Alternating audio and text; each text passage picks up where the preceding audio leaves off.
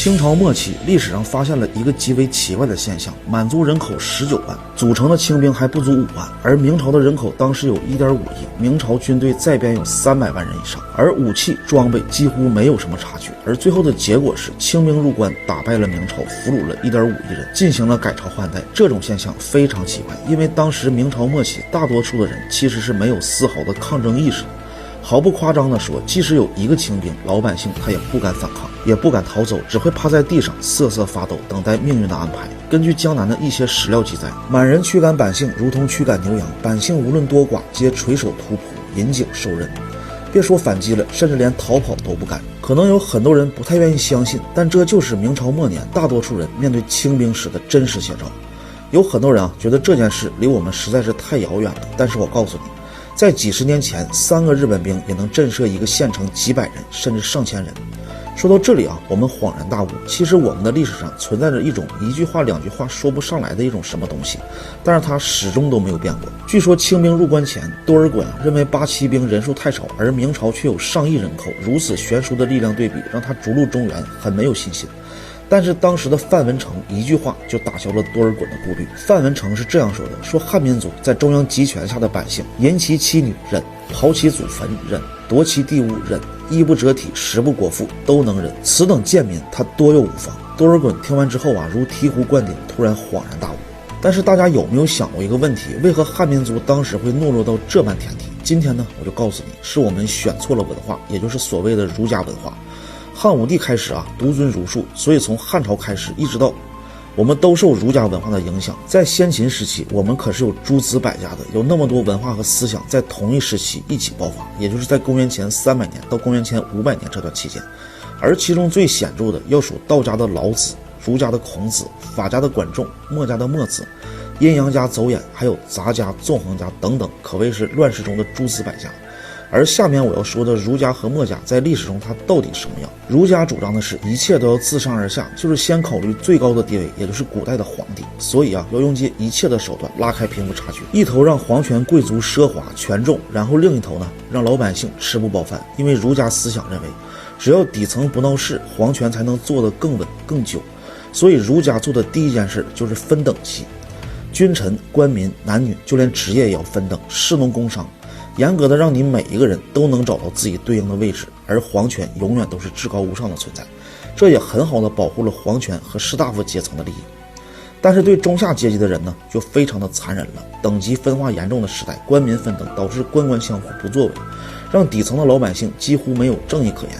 所以家里发生任何的事情都要忍，比你富贵家庭出生的人随意欺负你，你只能忍受。男尊女卑，给女性定义特别多的道德绑架，三从四德、裹脚，还说唯女子和小人难养也，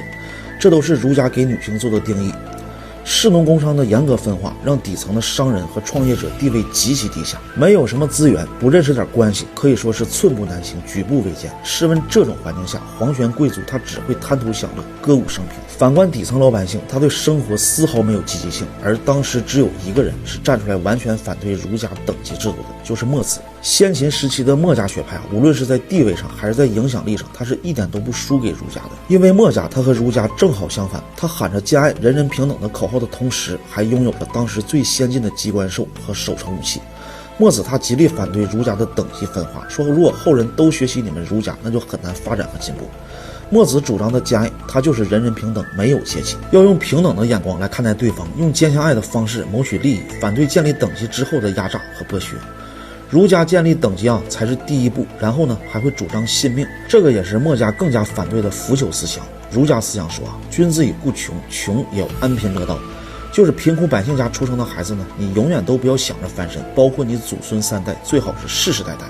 反之，如果出生贵族，那就永远都是贵族，皇权也永远都要世袭下去。然后对最底层的百姓，用仁义礼智信的手段，再加上信命，让你们觉得这一切都是理所应当。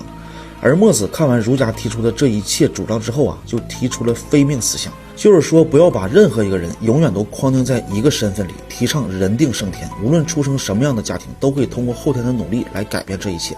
而墨子也是反对世袭制的，认为天下的王如果是一个不懂得治国、贪图享乐的君王，那岂不是影响发展？所以墨子在墨家思想中提出了上贤上同，